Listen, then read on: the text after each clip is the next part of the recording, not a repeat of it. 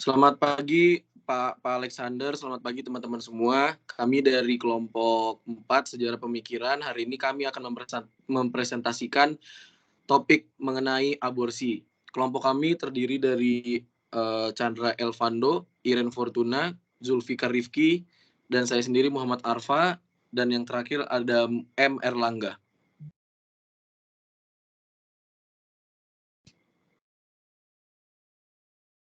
Selanjutnya, yang pertama itu apa sih itu aborsi? Aborsi itu merupakan tindakan pembuangan atau pengguguran janin maupun keguguran kandungan.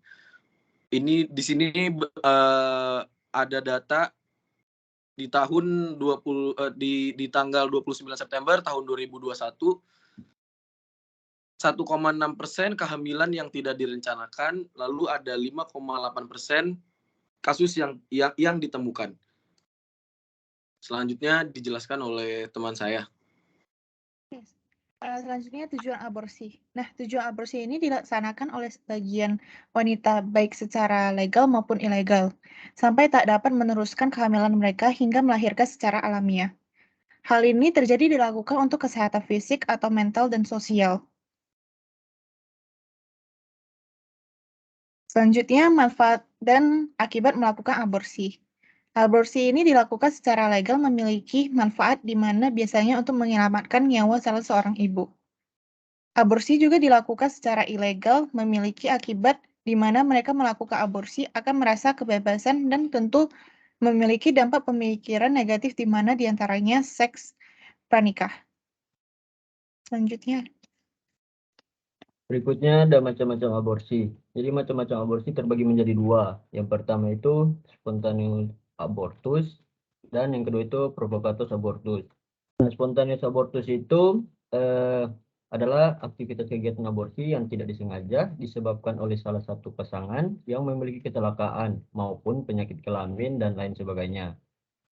Terus yang kedua itu provocatus abortus, yaitu aborsi yang disengaja. Aborsi ini memiliki di antaranya ada berbagai macam, yaitu abortus artificialis therapicus dan abortus provocatus criminalis.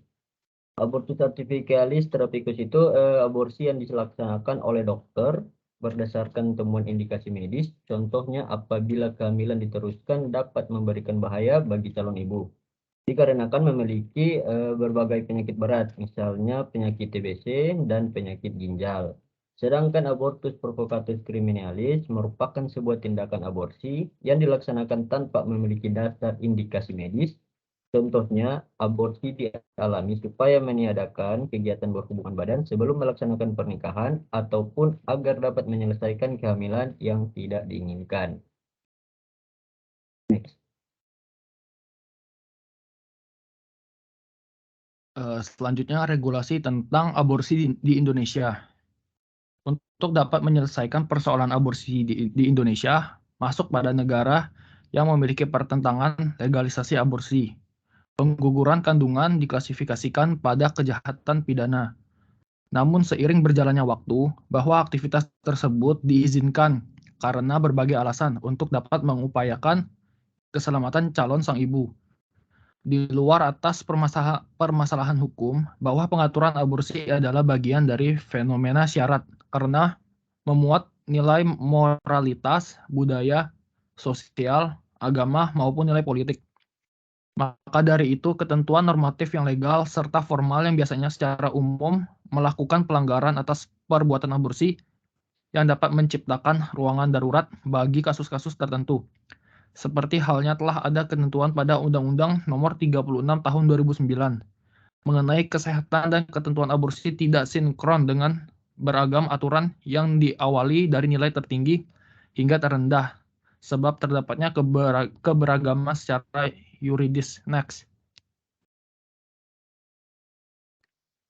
Kesimpulannya adalah aborsi berdasarkan pandangan Islam adalah bagian dari kegiatan haram dan dosa karena sudah melakukan kegiatan menghilangkan nyawa seseorang dengan sengaja. Selain itu juga berdasarkan hukum bahwa aborsi adalah bagian dari tindakan pidana. Indonesia telah menetapkan ketentuan mengenai aborsi dalam KUHP dan Undang-Undang mengenai kesehatan. Selain itu, juga fenomena aborsi ini merupakan bagian dari pergeseran budaya yang sebelumnya anak ini dianggap sebagai anugerah dan pembawa rezeki. Namun beralih menjadi anak yang memberikan rasa malu dan juga beban, maka dari itu aborsi ini menjadi pilihan. Sekian presentasi dari kelompok kami. Terima kasih.